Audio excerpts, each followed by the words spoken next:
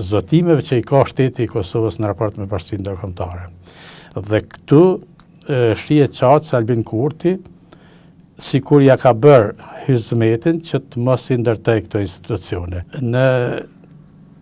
takimin tonë të fundit, sikur e kam paralajmëruar se vetë zoti Kurti sikur nuk është interesuar të krijojë institucionet në këtë moment. Shkaqet mund të jenë nga më të ndryshmet, por sidomos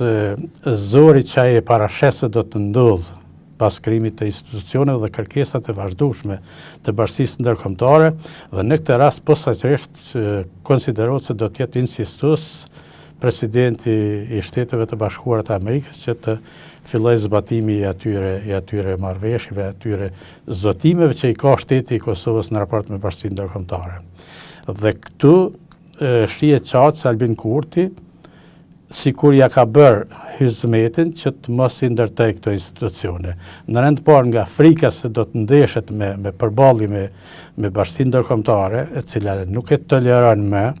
sepse vetë fakti se presidenti Macron dihet qartë botërisht se ka thënë se nuk mund t'i besoj një gënjeshtari, sepse një herë e ka gënjur dhe pastaj herën e dytë nuk e tolerojnë. Dhe të tillë ka dhe personalitetet të tjera në Bashkinë Ndërkombëtare, pra shtetet cilat kanë kontribuar në ato marrëveshje të cilat vetë Kurti i ka pranuar. Dhe tash krahasuar me ato dhe gjetja e kësaj situate,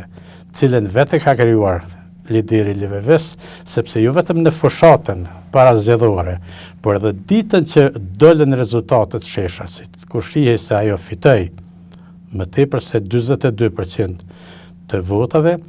ai e bëri një hendek tepër të thellë me partitë ish opozitare,